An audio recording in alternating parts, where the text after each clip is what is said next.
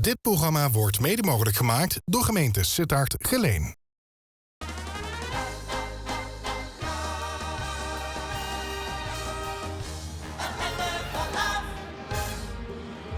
Goedemiddag, kijkers op L1 TV en op L11 Alaaf op Facebook.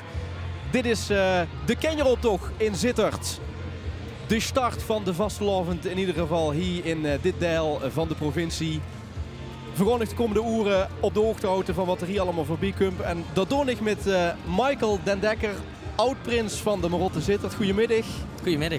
Wanneer was je ook alweer prins? Laten we dat eens even benoemen. Ik was stadsprins in het jaar 2014. In het jubileum van de Marotte op 12 van 11 jaar bestaan. Ja, voorzien niet de Durpelmeg. Ieder jaar zit ieder weer bij om de Kenjeroptocht in ieder geval te openen. Want die maken de weg vrij, hè? Klopt, die maken de weg vrij, zuiver en schoon en alles erop en eraan voor de laarmakertjes van Sittard.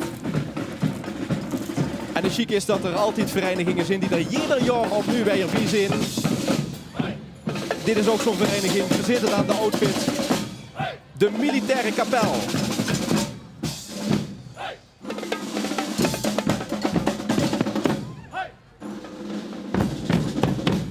En die Militaire Kapel komt uit Münstergeleen. En als we muziek hebben gehad en op het ritme zijn, dan is het tijd voor het eerste kuppelke. De Kenjers staan vandaag in de hoofdrol. En deze Kenjer hebben het over het Kenjerkanon. Het kanon van het balkon is een groot evenement op de zaterdag voor de vastelavond. Maar daar hoort het Kenjerbalkon ook bij, hè? Daar hoort het Kenjerbalkon ook bij. Ik meen hoe de kop 11 op 4 beginnen die. Dus ook voor die Kenjer is het gewoon één groot feest op zaterdag in Sittard. Nou, natuurlijk, wie kent ze dat beter uitbeelden dan dit kanon? Ik weet niet of ze er zelf in gaan zitten om de log ingeschoten te werden. Dat denk ik niet. Ja, laat we hopen van niet.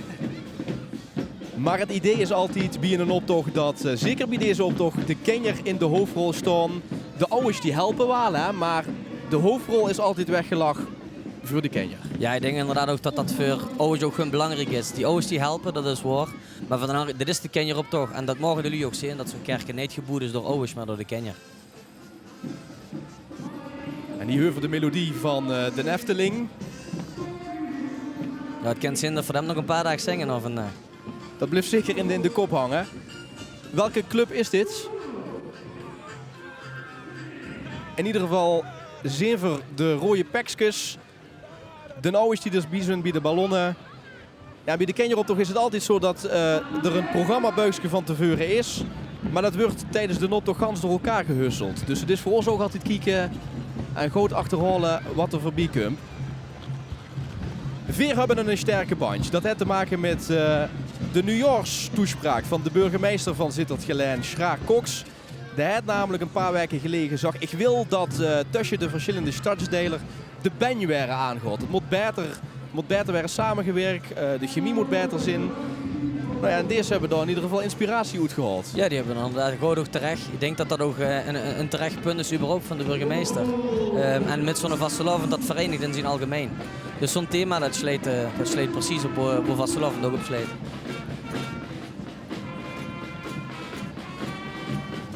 En Hoogenoot. Ja, dat hebben ze natuurlijk ook als ze de optocht moest lopen. Want dan zullen ze toch helemaal de route af moeten lopen voordat ze naar de wc kent. Ja, dit zijn toevallig Kenjertjes. Ik ken ze persoonlijk. Dat is van de familie Frush. Maar die kregen het met de paplepel in. En Hoogenoot kent ze inderdaad dat 2 maanden hier niet liggen.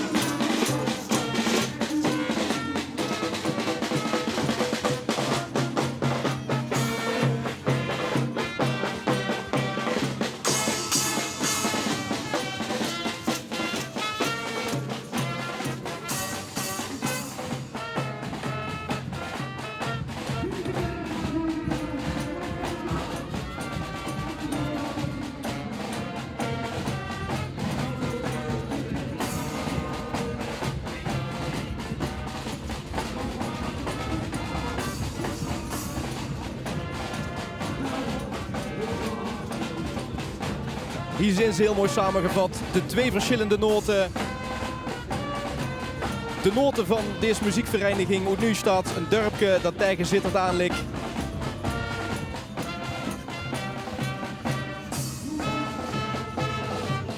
En natuurlijk de noot SNA, het toiletmos. Wat bij zo'n optocht natuurlijk ook nog wel eens voorkomt. Heb zich dat vaak gehad tijdens de optocht dat ze dacht van oké, ik moet nu echt heel erg nuttig naar het toilet met Kent, want ik stond boven op de Prinsenwagen. Ja, als ze op de Prinsenwagen steeds, dan hebben ze inderdaad een probleem. Dat is zo. Maar goed, van de andere kant wordt ze door zoveel fantastische dingen omgeven dat ze er ook gaan hebben nadenken op dat moment. Vereniging hier in Sittard is uiteraard dat hoofdwegelijk net uitgelachen werden, de Marotte. Al een flink aantal jaren aan het hoofd van die vereniging Frits van Beek, de Vos Marot. En toen de begoos met zijn nieuwe functie, toen heeft er een toespraak gehouden. En een zin die iedereen is bijgebleven daarin is de term veerzin Sittard. Wat bedoelde dat dan met?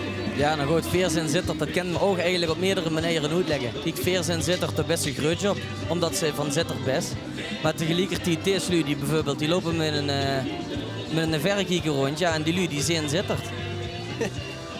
Ja, dat is echt een vaste lovend, hè? Ook om die woordspelingen te zoeken, om het op verschillende manieren uit te leggen en door de humor in te vinden. Ik denk inderdaad dat dat een heel goede manier is om vooral de vastelovend ook echt eer aan te doen. Ook een zondenoptocht. En nu, als ik nu bijvoorbeeld naar dit zie, veerzin Sittard, die uisjes op een rug. Ja, de lui wat hier allemaal, nu ook naar de televisie kijken, maar ook langs de kantje gaan. Ja, die zien Sittard. De Kenjeroptocht is traditioneel ook het toneel van heel veel basisscholen die zich samenpakken en gaat bedenken. En ik heb toevallig vanmorgen nog eens even door de papegaai hergebladerd. En dat is sinds een paar jaar in een glossy vorm verschenen. Het is eigenlijk het liefblad van de Marotte met al het nieuws van het afgelopen jaar. Klopt, met al het nieuws. En ook wie zich daar in de vastelovend het gaat laten met kriegen, het schelle kaal. Gaat foto's wat lui op een bijzonder plage een keer hebben kunnen maken. Gewoon voor welke die verzonnen is. Maar absoluut te weten weer om een keer door te lezen. Zeker waar. Ja, de veerzin Sittard term, daar stond de ogen in. Dit is Pipi Langkous. Ja, en als je goed kijkt, dan zie je hier dat paard. Wie is dat paard ook alweer van Pipi Langkous? Oh, de vruchtig Michet. Mr. Nilsson is de aanwezig. Weet jij het paard volgens mij, als ik me niet vergis? Dat zou een Nensens weten. Heb ik ook wel wat geleerd van de Kenjer. En de bezemstel, daar zou wel eens van de Durbelmerg geleend kennis in. In ieder geval is dit ook super knap en super dapper dat ze op zo'n leeftijd al alleen durft mee te lopen in Den Optocht. Ja, precies. En gans alleen, hè. Dat vooral. Dat is echt heel bijzonder. Ik kan me heel goed voorstellen op die leeftijd. Ieder dorp en iedere stad in Limburg heeft natuurlijk zijn uitdrukkingen. En wat ik hier in Sittard vaak hoor is de term, en mijn pap heeft me zo vroeger ook heel vaak genoemd, apenkop. Dat is een richtige apenkop. Wat bedoelen ze daarmee? Ja, dat is een richtige apenkop. Kijk, dan hebben ze waarschijnlijk de pap een beetje de voordoet gaan of wat dan ook. Maar in ieder geval, ja, gewoon net zeggen. Dan hebben ze meneer van de Bloedong en een eigen doet gehad. Dan hebben ze het waarschijnlijk verdiend. Dat zou voor net in dat vorige nummer ook terugkomen. Ja, hier komt de naam van de burgemeester weer terug. Schraak Cox. Dan hebben we ook zijn vrouw Ria en een wethouder in het midden. Ja, mevrouw Verblakt. Astrid Verblakt. En hier komen weer die woord komen hier terug. Wat we net in het begin al zogen, is de toespraak van burgemeester Cox gebroek. De bijn tussen de verschillende stadsdelen moeten worden aangehaald. En deze mevrouw, deze groep heeft dat uitgebeld met een pensioenbandje en allemaal bij.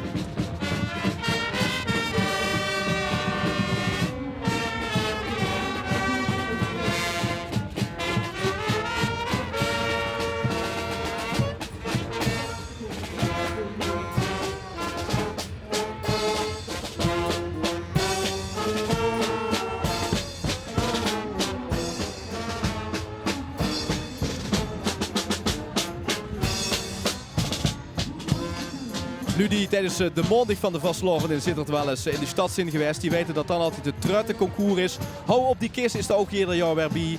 En zijn ook vandaag in de Kenjeroptocht erbij. Dan basisschool Euverhoven. Laten we eens kijken, Michael, of we kunnen ontdekken wat ze voor thema hebben gebroek. Ik zie in ieder geval hier al een chique kroon. En de term is... Ja, en de felkleurtjes lijkt het niet in ieder geval. Nee, inderdaad, brinkig confetti, zever. Ja. Dat is de kroon dat ze natuurlijk in de kleren op zitten, in de horen, en ze met vastelovend de straat op gees. Mijn oma hou een keer tijdens de vastelovend de roettoes opgestaan. En toen kwam er een wagen voorbij en daar stond een confetti-kanon op. En ja, ik weet niet of het bewust was, maar in ieder geval werd er in die roet gemikt. En die had jaren daarna nog de confetti in de badkamer destijds gevonden. Die had het niet snel vergeven in ieder geval. Dus dat had nog lang nog genoten van de optocht. Ja, wat ook hier zo dan is dat deze basisschool is dit jaar verantwoordelijk voor het kenjerleedje op de Marotte CD. Gereurt het nu ook confetti. En als ik me niet vergis, die zijn nog nu vierde geworden op het KVL. Een hartstikke leuk leedje. Heel bijzonder altijd die kenjertjes op de bühne springen en door. Super. Ja, absoluut leuk. En neven dat het natuurlijk hartstikke leuk is, hè, om zo'n kenjerleedje met de show voor te bereiden en dan op te vuren, is het ook heel erg belangrijk om op die manier die staalgebroek en ja, de gebroeken gedurende de vastelavond over te brengen op de jeugd. Hè? Ja, dat is zeker waar. Kijk, zo'n leedje, kijk muziek en vastelavond, dat is onlosmakelijk aan een verbonden. Dus dat is absoluut een manier om dat over te brengen. Eveneens met de Zittische spraak, absoluut. En wat ik toch het chique vind van de kenjeroptocht is dat als ze bijvoorbeeld vanmorgen wakker wordt en een idee houdt van ik wil hier gaan met een optocht, dan kost je gewoon naar de opstartplaats toe gaan. Dat is de plek van het oude ziekenhuis. Dan komt iedereen bijeen en dan kan ze zich gewoon samenvoegen. En het optochtcomité zorgt er dan voor dat ze een chique plek krijgt in de optocht. Ze zorgen natuurlijk voor het afwisseling, dan gaat muziek, dan weer een kuppelke, dan een enkeling en natuurlijk ook de basisschool. Hè. Dit is basisschool De Vlieger goed zittert.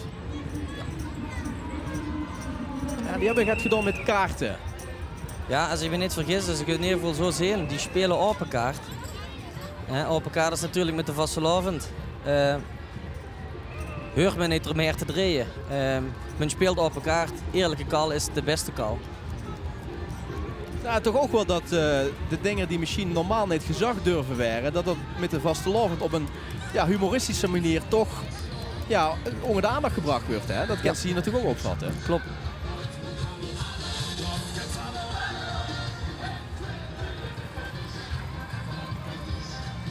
En kijk vooral naar de details.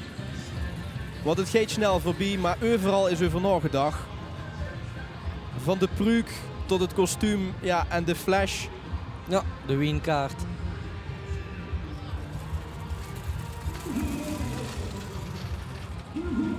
Slok hoort natuurlijk ook bijzitter de babbelkes. Die werden gedurende zo'n optocht natuurlijk veel uitgegooid. Hè? Ook dat. En als prins, wat Schmitsen tijdens de kenjeroptocht Schmitsen dan gaat uit? Nee. Dat zult je straks ook zien aan het einde van de optocht, dan Schmitsen niks doet. Dan best ze puur en alleen voor aandacht voor de lui, wat om de her staan. Bijzonder overigens ook aan het Slok is, deze kenjertjes die krijgen alle nee.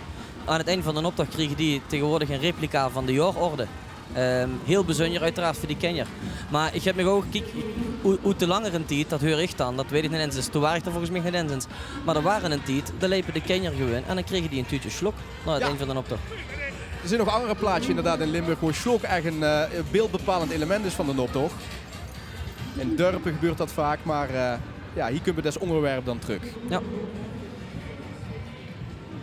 De Spas Company, we zien blij dat ze er ook bij zijn. Ook hier weer ontzettend oog voor detail. Dat komt overal weer in terug.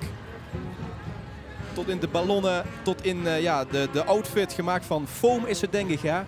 Ja, zo te zien wel, ja. En schon nog die kenjertjes, schoon geschminkt, fel kleurtjes op het gezicht. Je ziet dat kleintje gans voor een aan in beeld.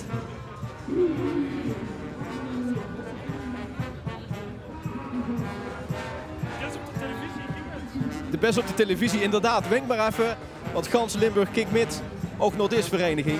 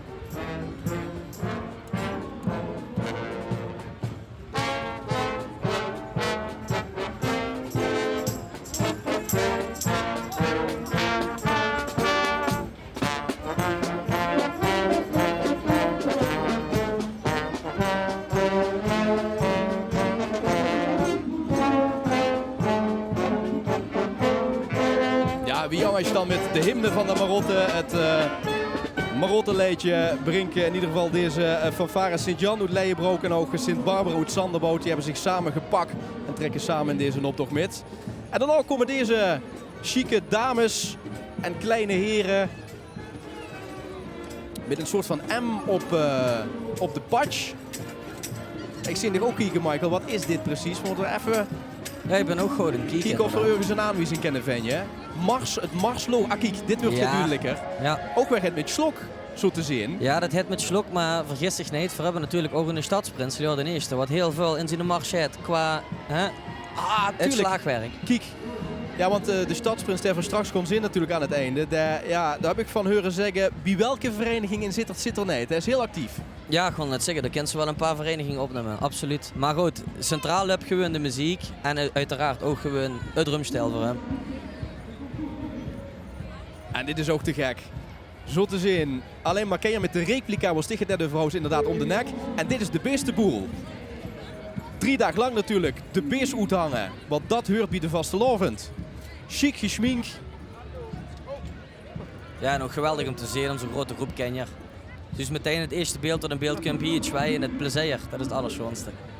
En de camera dat deed natuurlijk ook wel get, hè. Ja, natuurlijk. Dit is Minutes of Fame in gans Limburg. Ja.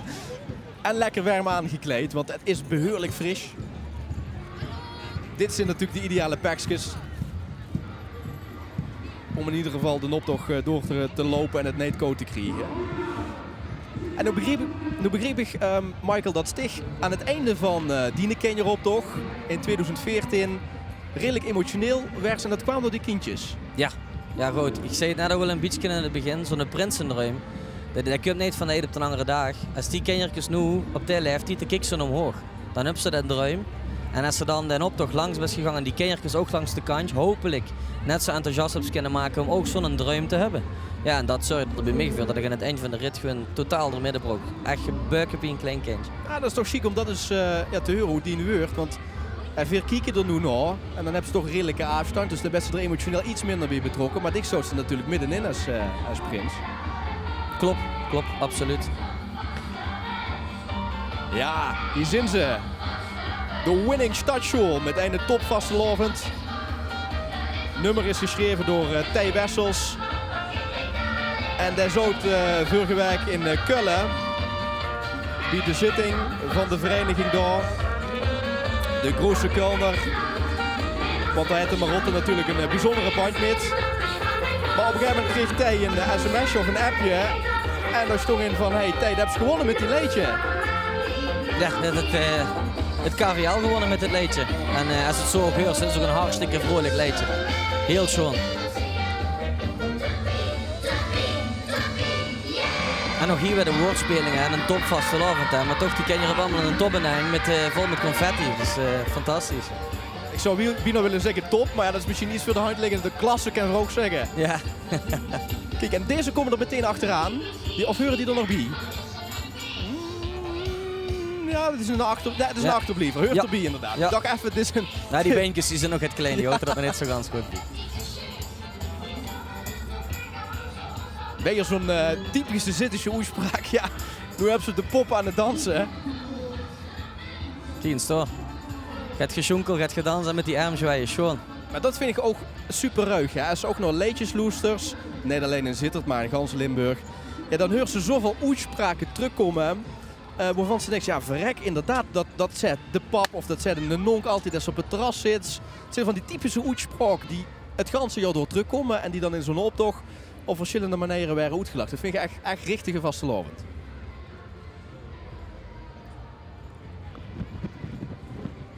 De route van de Kenjer-optocht is dit jaar get aangepast. Het optochtcomité Zittert is namelijk verantwoordelijk voor de 2 optochten, de 2 beeldbepalende optochten in Zittert. Dat is deze Kenjer-optocht, maar ook volgende week de grote optocht.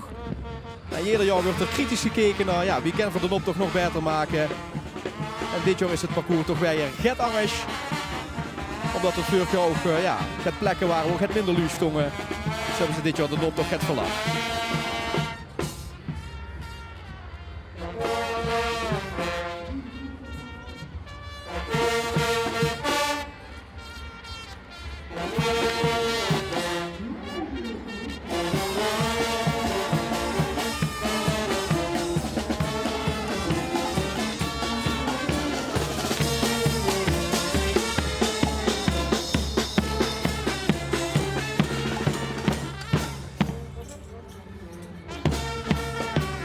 Een richtige familiezaadhermanie.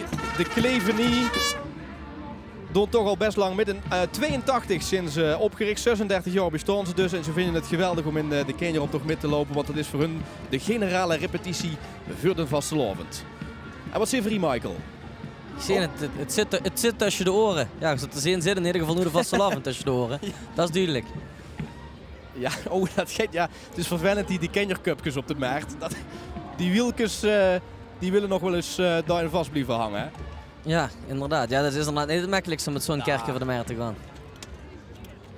Maar dit is weer typisch wat ik bedoel. Hè. 2 oren en zet ik er een stelke tussen en dan zit het tussen de oren. Ja, ik kan er heel erg om lachen. Leuk. Bentjerdruim is het evenement in Sittard dat ieder jaar tijdens de Christmas plaatsvindt. Deze groep heeft daar in ieder geval inspiratie uitgehaald. Ja, deze kwinkslag gaat ook naar een bekende serie op de televisie. Oh ja. Game of Thrones, inderdaad. Zo te zien. Heb je gelijk, ja. En ja, die maken een kwinkslag. Die zijn denk ik de Bentjerdruim in het suiken. Want de Bentjerdruim heeft dit jaar niet op de markt plaatsgevonden. De is richting een Linieplein gegaan. Ah, en ja, die zijn de Bentjerdruim in het suiken. Nou, ik zei ze in de voorbereiding. Het is leuk ook dat soort onderwerpen, Game of Thrones, op die manier terugkomen in de notte. Want het zijn toch de modernere onderwerpen, de modernere ideeën. Ja, ik vind het gewoon om die dubbelzinnigheid in een spraak is prachtig. Maar ook net zo goed dit, de link en de leggen nog het wat hartstikke nieuw is. Hè? Want Game of Thrones is het van nieuw. Dat linken naar de vastelavond en naar een thema van Sittard bijvoorbeeld. Ja, dat vind ik ook zo'n bedrag, absoluut. Veierobberie. Met de prinsen, daar zit zich misschien ook wel tussen op die beeltenis daar, in dat spelke. Dat zou zomaar kennen. Niet goed gezien, maar dat zou zomaar kennen. En houdt deze basisschool in de gaten, basisschool Loudoes. Hoeveel jaar op hebben die al de eerste prijs gewonnen? Of de erewimpel is dat volgens mij gaat? Ja, daar is ook het thema geleerd. Die hebben nu 5 jaar op de wimpel gewonnen. Dus, en die vragen zich af of de Luzen ook nog wel allemaal een barie hebben. Ja, nou goed, met zo'n vastelavond weten ze dat nooit zeker natuurlijk.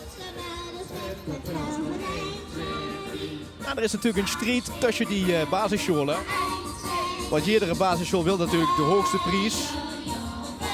Maar in deze club zitten ouders en ook Kenjer die zoveel passie hebben. Dat ze ieder jaar weer de jury weten te overtuigen. Maar ik heb begrepen dat er ook andere basisscholen zijn die azen in ieder geval op de erewimpel. Ja, die zitten dan allerlei op de spinsen op de wimpel, uiteraard. Maar goed, van de andere kant je zich ook zo weer dan op te kijken. Volgens mij is er maar één echte hele grote prijs op zo'n dagje dit.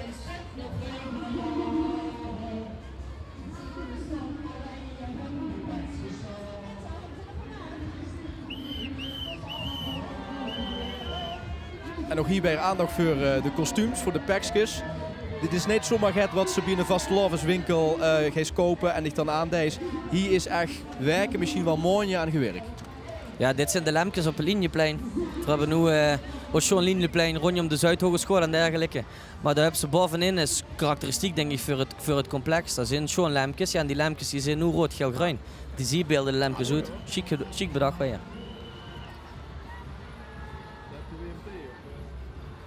Zo lang duurde een optocht nog nooit steeds op een van die beurtjes.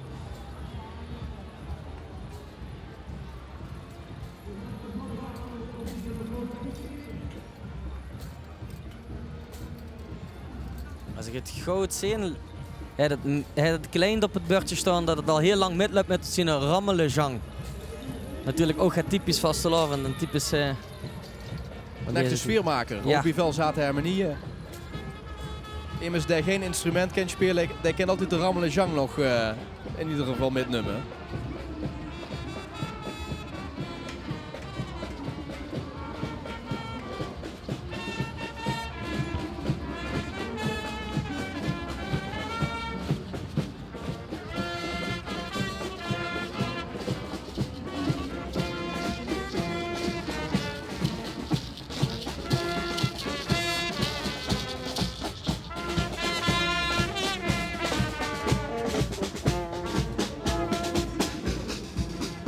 Het harmonieke, ja, zolang als ik me kan herinneren, zijn ze er al bij. Ik kan me ook geen optocht voorstellen zonder deze vereniging. En ze spelen ook nog eens een klassieker uit de Zittische vastelavondsliedjeswereld. Tussen Dominique en Schragen. Dat sluit eigenlijk op de binnenstad van Sittard. Hè. De beeldbepalende zaken. Schragen is een bekende horeca plek.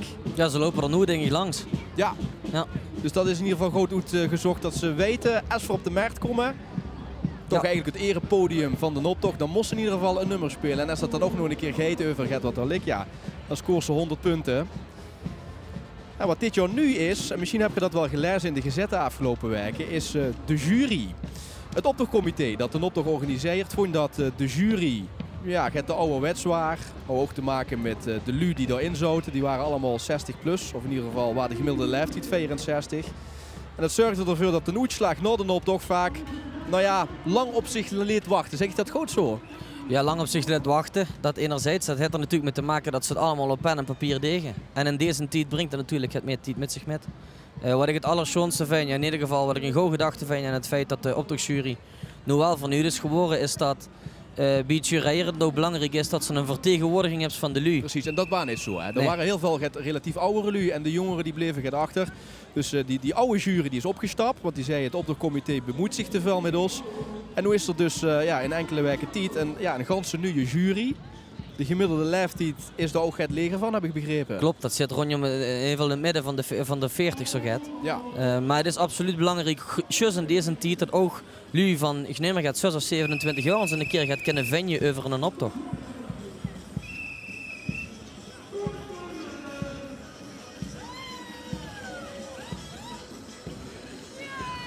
Als je net inschakelt op L1 televisie of op L11 Alaaf op Facebook. Hartelijk welkom, dit is de Kenjer-optocht in Sittard. Traditioneel gezien de start, de aftrap van de vastelovend. Over een week gaat het hier natuurlijk echt beginnen, maar dit is alvast de intocht van de prins, de stadsprins, Leo de Eerste. En natuurlijk de fantastische, passievolle, enthousiaste deelnemers die hun voorgaan, zoals deze groep, die de golfwereld hebben aangehaald om zich in ieder geval te laten inspireren. Ze slaan zich door de vastelovend. Weer een basisschool, want die mogen natuurlijk niet ontbreken in deze Kenjer-optocht. Basisschool Euverhoven ook altijd garant voor in ieder geval veel deelnemers, die weten veel lui te mobiliseren. Ja goed, de vastelovend in Euverhoven zelf ook, dat leeft natuurlijk. Dat merk je alleen al een van de regio met de club CV de Narren. Dat leeft voor 100%. Die een nieuwe vorst hebben, hè? Die inderdaad ook een nieuwe vorst hebben. Dat was, voorheen was het Fred en Roy en hij heeft dat nu overgedragen aan zijn zoon. Ja. En hij houdt dus de eer om dit jaar ook de prins en ik heb begrepen ook prinses uit te ropen daar in die week Euverhoven. Die hebben inderdaad van zichzelf een prins en die hebben in dit geval hebben ze een jeugdprinses. Dat was eerst nooit zo. Wie ik weet is in ieder geval de allereerste keer dat het echt een jeugdprinses is. Maar heel bijzonder, hartstikke chic, want ook die meisjes die houden van vastelovend en niet alleen die kerels.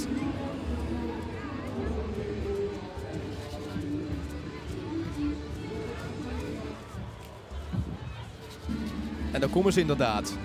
Daar is even ook een oud prins. En hij had een link met in ieder geval de prinses van dit jaar, heb ik begrepen. Hè? Ja goed, het meisje zelf. Ik heb zelfs begrepen van de pap dat het zelfs een beetje krank is, dus ook germ. Maar goed, daar is er niks aan. Feest gaat voorop, hè. Zo is dat. Maar heel bijzonder. De pap wat er neer loopt, dat is een oud prins hier in Sittard. De opa van het kindje is zelfs vorst geweest hier in Sittard. Ben Bartholomeus. Ja, Ben Bartholomeus, inderdaad. En het meisje zelf, Maud ten Eerste, ja geweldig. De zus, dat is fantastisch. Chic, hè? Ja, heel chic. Overigens ook heel bijzonder vind je dat het meisje een prinsessenpak, moet ik in dit geval zeggen, aan heeft. En ze een keer geen prinsessenkleed. Ja, maar het ziet er heel natuurlijk uit, maar het is niet gebroekelijk. Nee, ja, ik heb een bij onze prinsreceptie gezien van stadsprins Leo de Eerste. En het meisje heeft ook geen box aan, maar het heeft een rok aan. Ja, ik vind dat fantastisch.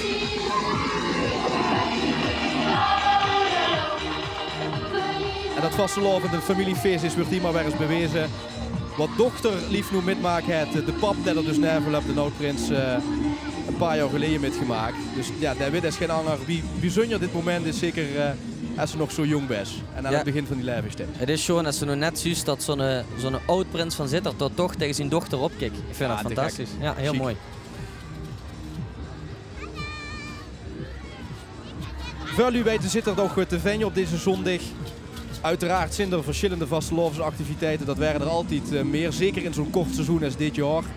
Maar er komen toch ieder jaar weer duizenden lui naar Sittard. Je zit hier langs de kant staan. Om toch alvast even te pruiven aan de vastelovend.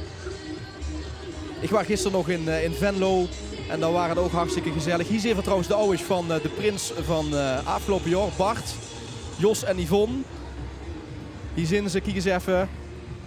Die afgelopen jaar ook helemaal in de vastelovend zijn metgetrokken, omdat hun zoon natuurlijk de stadsprins was.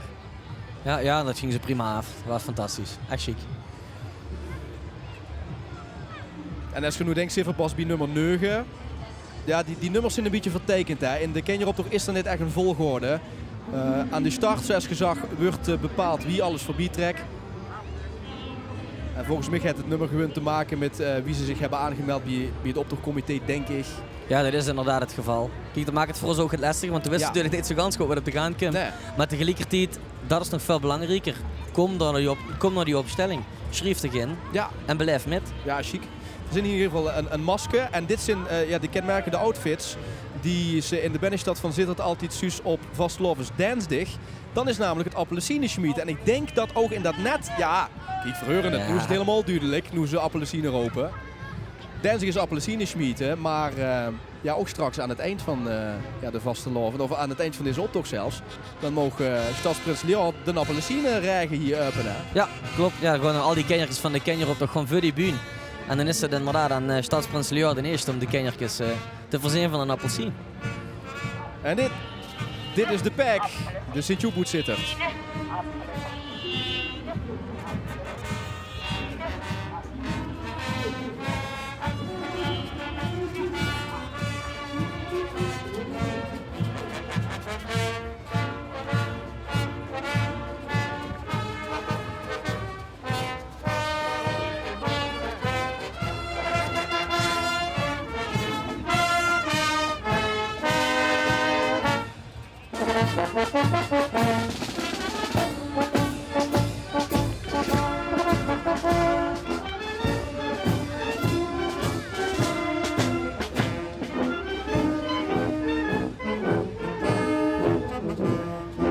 Ook zo'n beeldbepalende vereniging zijn er altijd weer bij in de optocht, maar ook met heel veel activiteiten en concerten gedurende het jaar. De Pack, Sint-Joep, daar zou de prins van vorig jaar, stadsprins Bart, ook bij.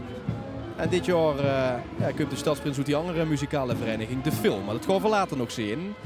Eerst maar eens even aandacht voor deze chique groep. Met ook weer muziek erbij, het slaagwerk. Ja, kijk eens even. Laat maar eens even horen aan Limburg. Hoppakee. Dat is even de verschillende verenigingen waar de stadsprins van dit jaar Leon bij zit. Ja, en treffend nog kent ze het niet beschrijven. Hè? Stadsprins Leon de Eerste, dat sleet op alles. Ik vond zo'n chic juffrouw van de basisschool waar Leon had opgezet, had op de Marotte-site gezag. Ja, het waren een stille geneter. Toen er leerlingen waren aanwezig, hij genoot ook van alles, zeker van de vastelovend, maar dat deed er heel gepast, heel bescheiden op de achtergrond.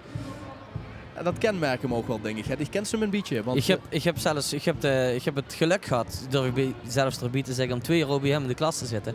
En ik ken mezelf, en dat was nog een stuk later, dat was dan net de basisschool. Maar op de HAVO hier op Trivianum zit er. Maar zelfs toen, ik ken me gewoon vinden in dat ganse beeld. Het is er dan nog wat rustiger. Maar ja goed, hij geeft hem ook van katoen als het nodig is. En wat betreft weer hebben we ook genoeg afwisseling. De zon hebben we al gezien.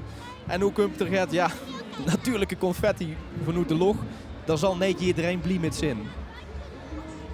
Want het is behoorlijk koud.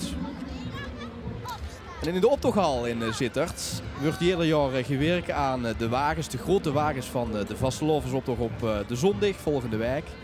Maar sinds een paar jaar is er ook een heel bijzonder project gestart door het optochtcomité om de jeugd meer te betrekken bij het boeien van een vastelovenswagen. Het Kerkensproject.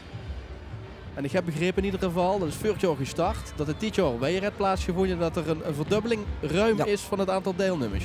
Ja, klopt. Nee, hartstikke schoon. Dat is zeer zeker waar. Dat was er vorig jaar nog 4 kerkers hebben ze. Dus even dan wie ik me nu weet, komen er zelfs 9 langs vandaag. En wie ik nu zie, in ieder geval hebben we er niet gans van gezien. Dus er komen nog schoon kerkers aan dadelijk, absoluut.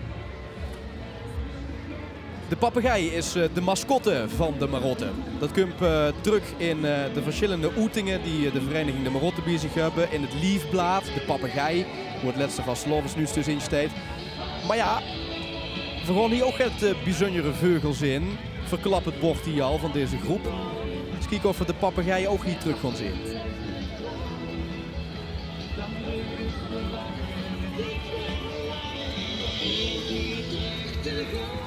Ze zijn in ieder geval verkleed als vogel. Zwarte vogel, er staat ook een vogelverschrikker loopt dan met de blauwe tuinbox en het geroete overhemd.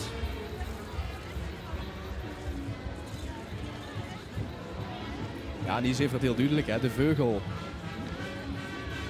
De snavel komt daarin terug.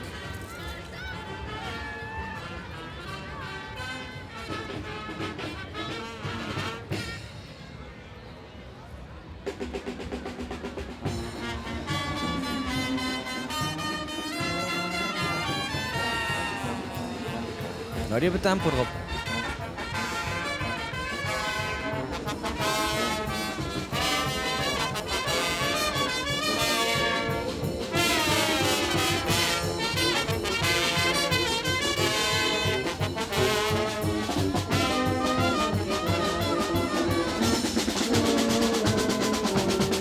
Nou, nog over die zittische kennis testen, Michael. Zeg het maar, wij waren dat. Oh, dat is een geveerlijke, ja. Is er geen bord bezig, dus geen idee. Ja, Kiki, chic. Wij er in ieder geval een beest. We maken er een beestenboel van. Goed om te zien dat het embleem van Fortuna ook weer even terugkomt. Club die het toch ontzettend goed deed de laatste tijd. Dus dat komt dan ook weer bescheiden terug in de vastelovens optocht. En daarna komen deze ballonnen. Schoon pakjes. Heel schoon. En de heuver, de bekende tune, de luizenmoeder, is ook doorgedrongen tot Limburg. Hè. Er is een Limburgse variant van dat liedje Hallo allemaal. Ja. Ja, en dat is toch chic, dat is het van de laatste weken, maar dat kan toch ook gewoon weer terugkomen in de optocht. Heb ze vandaag een idee, dan deze gewoon met en dan heb ze met in de vastelovensoptocht. Heb ze zelf ooit metgelopen eigenlijk? In de Kenjeroptocht of in de grote nog? In de Kenjeroptocht heb ik nooit metgelopen. Nee, helaas. Wel echt altijd aan de kantjes stangen. De grote optocht loop ik zeer jaar en dag met. Ja. Max Verstappen, mocht niet ontbreken. Nou ja, dit kent ze wel een klein kerkennuimen, toch? Ja, dit is absoluut een kerkje. Dat kent ze van de baan. Maar ook Sean, hè, de 33 is het nummer van onze Max Verstappen. Niks maar 3x11 met vastelovend. Ja, super. En de Red Bull, hè. Dat wil ze nog Sean. Ook nog niet eens gezien. Ja, Red Bull, ja. Ja. En het parcours van de Kenjeroptocht is het circuit. Hoe deze racer, deze Max Verstappen in de dop in ieder geval zien kunstigheid laten zien. Met een klein beetje hulp van de pap. Rit hij door de straten van Sittard. En dan in het groen, wij een ander basisschool aan de Meulen. Lik aan het Stadspark. En zijn nog ieder jaar weer gans enthousiast. Dat wordt al rondje het begin van het schooljaar nagedacht over wat bij er tijdens de Kenjeroptocht goed gebeeld kan worden. Het deed me een beetje denken aan Kwakerte, als ik dit zie. Ik weet niet of het er gaat mee te maken heeft. Ja, nou goed, ik denk persoonlijk als het rondje met geluk hebt, dan zou ik ze nog een klavertje 4 halen. Ja, tuurlijk. Ja. Ja, hier wordt het duidelijk. Kijk maar, ja.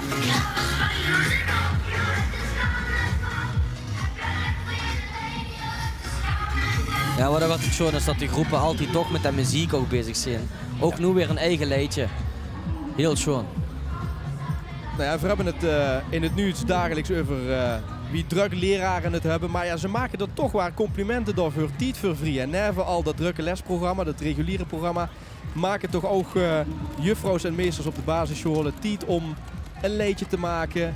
Dat te oefenen met de kenjer. Dan ook nog eens een keer met te denken van we moeten met een optocht metlopen naar van Pekske nodig. Dus grote complimenten daarvoor, want er gaat behoorlijk tijd in zitten. En ja, daar stoffen natuurlijk dagelijks niet bij stil. Dus bij deze ook dat een keer geneuk. Hier valt er een in slaap. Dat kan ik me wel voorstellen. Het is ook niet niks, zo'n optocht. Zeker als ze nog zo jong bent. Zoveel indrukken van lui en muziek. Klopt. En het hobbelt ook wel lekker, moet ik zeggen. Dan kan ze, als ze er tegen kan, ze ook lekker in slaap dommelen. Ja, en hier even wat is het? Een bekker. Ja, ook overigens weer een groep wat betrokken is bij het Kerkensproject. Dus je ze maar aankomen. Vastelovend voor ons is de kees op de taart. Ja, wat wil ze nog treffender verwoorden, hè?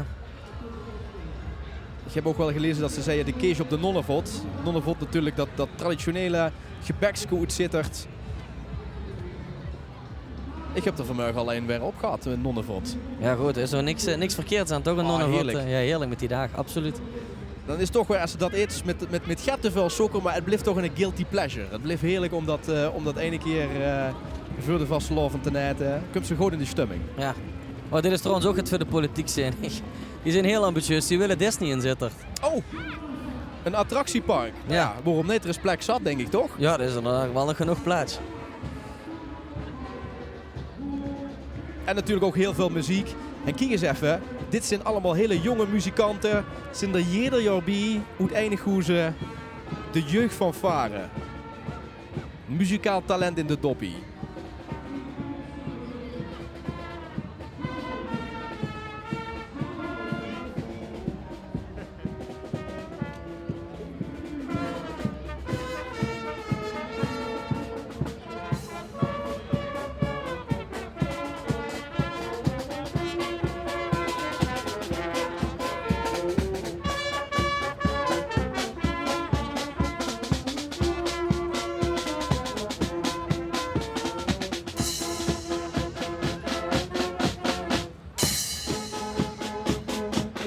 Er is dus een nieuwe jury dit jaar bij de Kenjeroptocht. En die hebben ook gezegd van gewoon de prijzen aan het einde van de optocht op het podium op de markt uitreiken. Zodat iedereen als ze binnen zijn huren of ze het gewonnen hebben. Vreuger. En met Vreuger bedoel ik, vorig jaar gebeurde dat in het laatste gedeelte van de optocht. Maar nu doen ze dat dus aan het einde. Ja. En deze doen uiteraard ook met om in de prijzen te vallen. Ja, ook een van de deelnemers aan het Kerkersproject, zie ik. En ja, dit geeft me heel dicht aan het hart, want ik ben zelf een handballer bij HV Sittard. En wat die uitbeelden, dat is voor mijzelf zelfs herkenbaar. Want de Lions die zijn weg uit de Fitlandhal. En die kindertjes, en ik zelf ook, verweten ze nu en dan nog gaan we over moeten trainen. We gaan van hal naar hal naar hal. En dat beelden die perfect uit, die kinderen. Super. Super chic met dat dreedenk inderdaad erop. De Marotten hebben een eigen tv-kanaal, Marotte TV.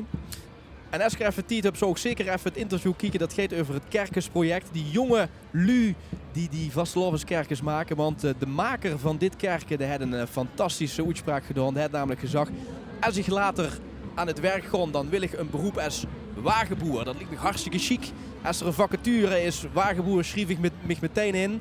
En dat is het perfecte voorbeeld dat initiatief van het optochtcomité geweldig is aangeslagen. Want moest eens kijken wat hij jong samen met leeftijdsgenoten en een klein beetje hulp van ouders gemaakt heeft. Ja, nee, dit is gewoon geweldig wat dat Keelke in samenspraak heeft gemaakt. Hij wou ook nog meer laten draaien, vertelt hij in dat interview. Maar toen hebben ze op een gegeven moment gezegd, we hebben de tijd niet meer. Dus we laten alleen de kop van de draak laten verdraaien. Maar volgens mij wou ook nog die staart laten draaien en de peut. Dus er is in ieder geval ambitie voor het komende jaar nog. Nou, dan hoop ik toch in ieder geval dat een aantal clubs hier uit Sittard, of ik het dan hebben voor de Stevig of de Rijksweg Noord, als die dat horen, dan krijgt dat jong vanzelf een plaatsje. Daar ben ik van overtuigd.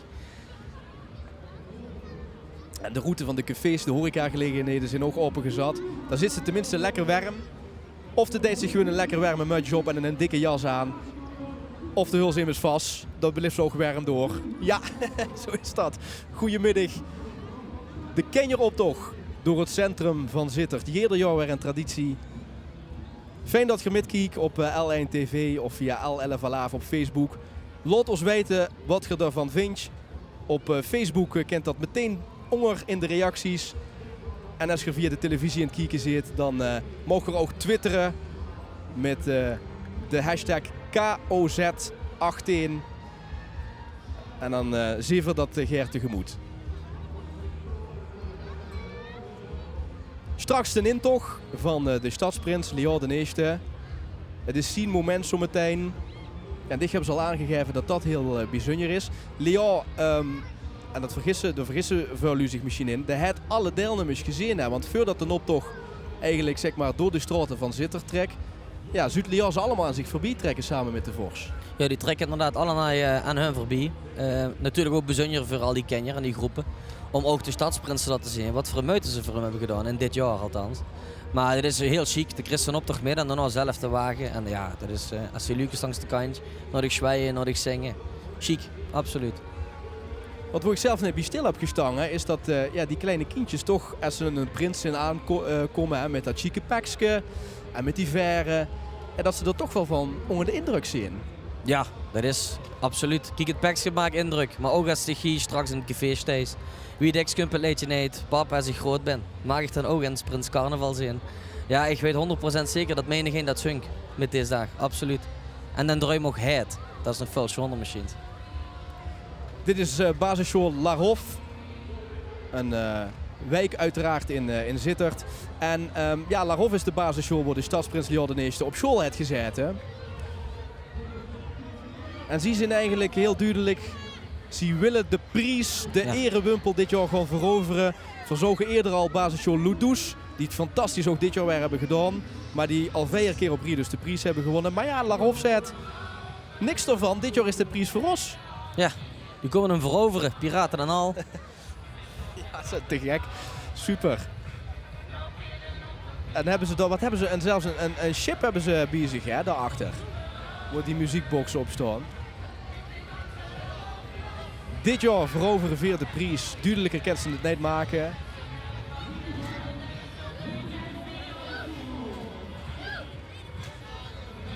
En ze hebben een liedje van Cartouche.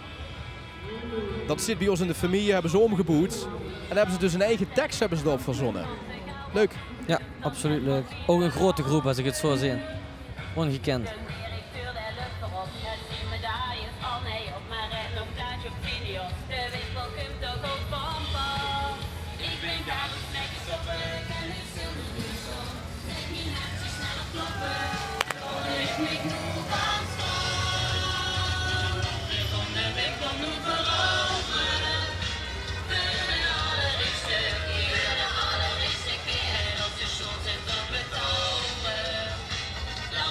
Ja, dit vind ik echt hartstikke leuk. Super.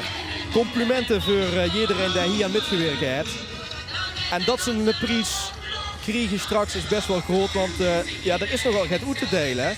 Dat is natuurlijk de erewimpels, maar daar hebben ze ook de prijs voor het Schons te kerken.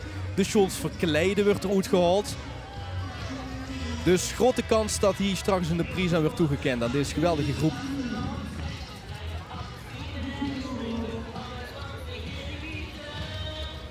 En het totaalpakket vind ik toch ook wel indrukwekkend. Er is over heel veel dingen nagedacht. Niet alleen het leedje, maar ook de details in de outfits.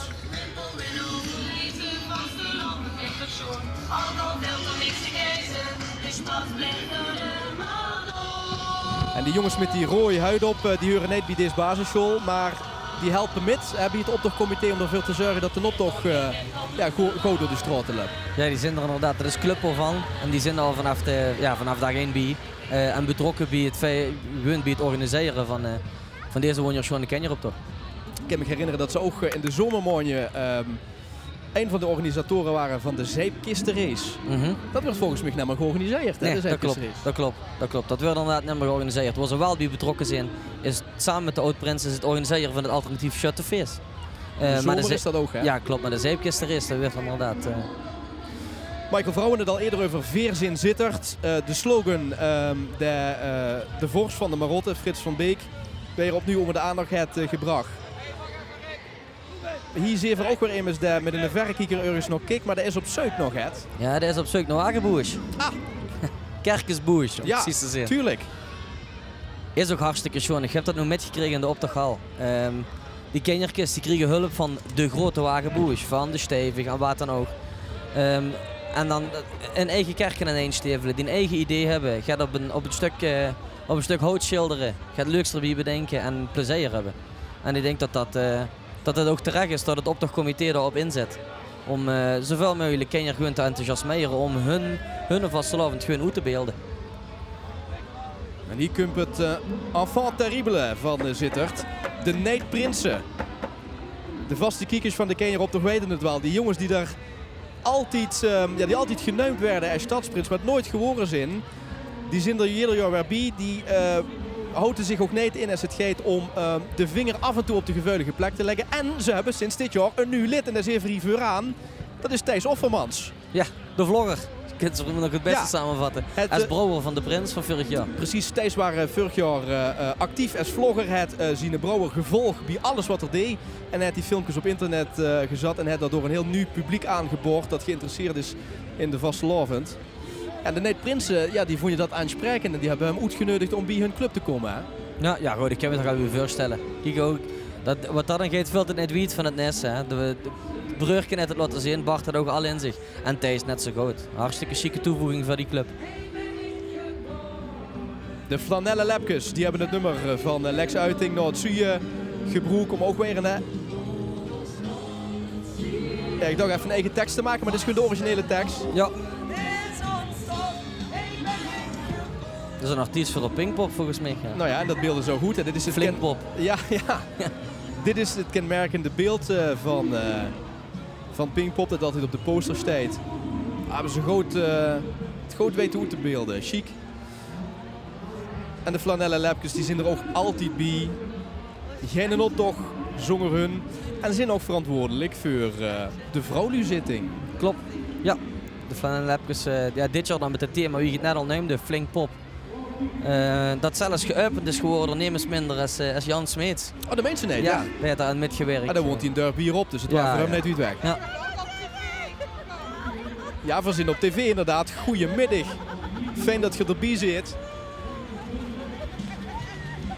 En dat Flinkpop is gewoon een verzinsel of wat woord sleet dat op? Ja, die maken altijd een thema wat in dit geval lieert het uiteraard aan Pinkpop.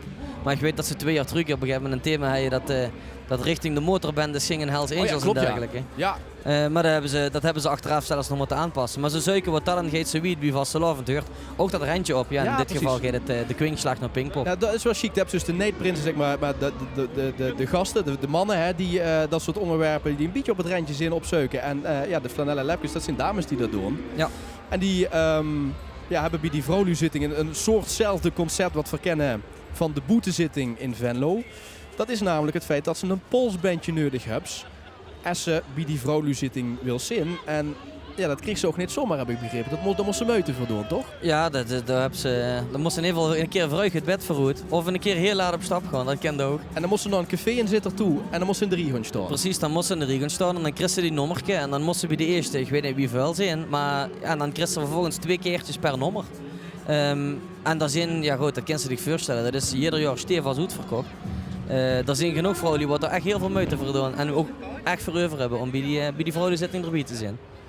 Ik begreep zelfs dat die vriendin af en toe voor de deur is gaan zitten in de kou om maar zo'n toegangskaartje te krijgen, zo'n polsbandje. Ja, dat heeft inderdaad gekozen voor de tweede optie. Dat is op stap gegaan en heeft er naar de avond verlengd. Maar dat klaagde wel dat het koud is in ieder geval, dat is zeker waar.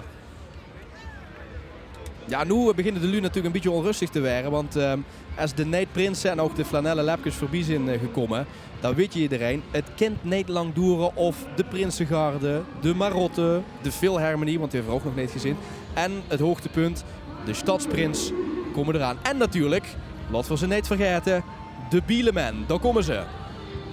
Ze kregen nog het aanwijzingen van onze Tom Doesborg, hij zegt waarschijnlijk jongens, een klein beetje doorlopen, want Limburg zit te wachten op Ug. Maar daar zijn ze dan toch. Laten zich niet van de wies brengen, de Bieleman. Stevast in hun eigen tempo. Kijk eens even, komen ze aanlopen. Ja, dat is een hele bijzondere jong. Stan Paré schrijft voor zich. En dat is bij ons als oud-prins staat hij bekend als de prinsenkenner. Oh. Dat jong dat kent ze straks vragen wij hem 1993 prins was. Weet alles. Dat zei zijn thema. Misschien ook nog wel zijn motto. Dat is ongekend hoeveel prinsen dat hij echt tot in het detail kent.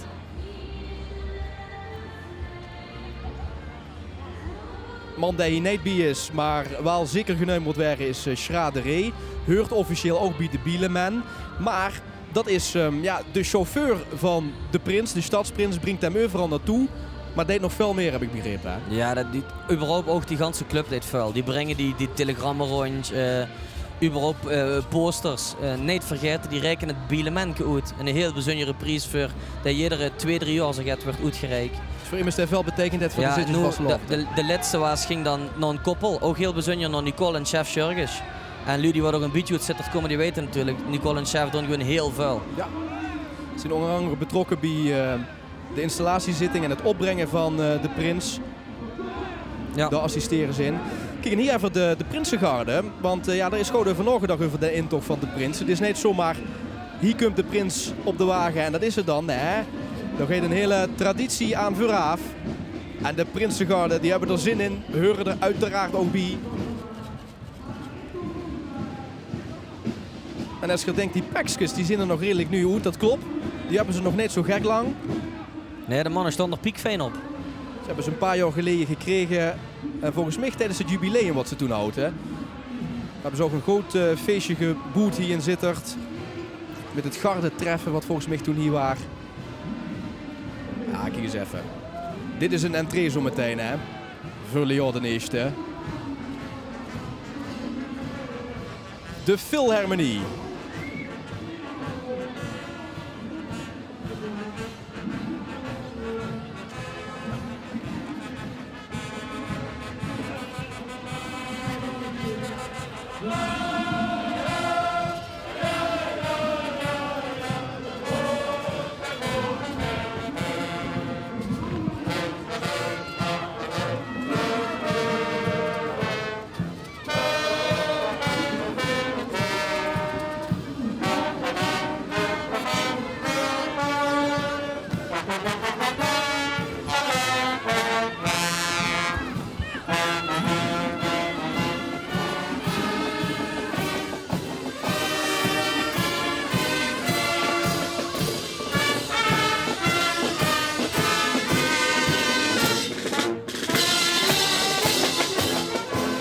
Ja, chic hoog, het rood, geel, groen. En Michael Dicht begint meteen aan te slaan hier in de commentaarpositie. Ja, zo is het dat hoort. Hè. En stiekem toch een beetje met te zingen. Ja, kippenvel is dit denk ik, als je dit hoort. Iedere keer weer opnieuw. Dat was het en dat is en dat zal het dan nog altijd blijven. Dat blijft een bijzonder liedje.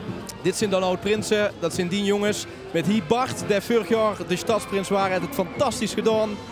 Het harten van heel veel lui in Sittard gestolen. Joep Wienans, Ron Hermans hier voorop. Allemaal bekende jongens uit de Zittersche wereld. En tijdens de Philharmonie zo bij de drumband trouwens ook een paar jongens, een paar oud-prinsen. Want ja, die harmonie heeft heel veel prinsen voortgebracht, hè? Ja, klopt. Ja, dat waren er in totaal 5. En dan is er inderdaad vanuit die drumband en Leo's dan hoe de zesde in die rie. En die vonden het natuurlijk hartstikke schoon om in die drumband ook mee te lopen. Is ook chic. En natuurlijk deze kenmerkende kleuren. Ja. Dan weten ze gewoon als ze dat zuust, dan zijn de oud-prinsen erbij. Je hebt vanmorgen ook nog een bijzondere bijeenkomst gehad, begreep ik. Want het is een hele dag rond die Kenjerop dat je samen optrekken. Hè? Ja, dat is heel bijzonder in die zin dat we om 11 op 10 al bijeenkomen. En dan gaan we de morgenskaffe in Speggenij. En dan gaan we het feest tegemoet. En dit zijn de Marotten. De Marotten Sittard. 3 jubilarissen door dit jaar bij. Maurice Schorissen, die is 2 keer 11 jaar lid. Frans Tissen, 3 keer 11 jaar. En Roel Vrinsen, 1 keer 11 jaar. Dat is toch heel bijzonder dat ze toch zo lang verbonden is aan zo'n vereniging. En ervoor zorgt dat de vastelovend door lijf en overgebracht wordt op de volgende generatie. En dat ze dan toch in dienst zijn van deze man. Daar is er. Daar hebben we op gewacht. Stadsprins Leo de eerste. Biegestangen door Frits van Beek de Vors. De grootvorsten die zitten op de voorgrond. Fernand Schmeets standaard aan het woord. Hè. Pak altijd weer de microfoon. Geweldig. Prinsenmeidje, voor hem zenig. Evelien, wat ook volop met is aan het zingen. En wat vooral ook zuurt, dat zien de vriend, stadsprins Leo de eerste gewoon ergens aan het genieten. En ook onze prins Leo de eerste heeft zeker genoten van zijn triomftocht door Sittard. En hij gaat door de straten van Sittard. Nooit bijeen die standaard afsluiten. En de weg free blazen voor de vastelovend in Sittard, maar in gans Limburg. Michael, dank dat ze erbij waren. Chic dat ze commentaar hebben gegeven. Geen dank. Een hele schone vastelovend, dat geldt voor u allemaal in Limburg. Blijf ons volgen via L11 Alaaf en voorzinnig heel geier weer terug. Een fijne zondag en per snel. Dit programma werd mede mogelijk gemaakt door gemeente Sittard-Geleen.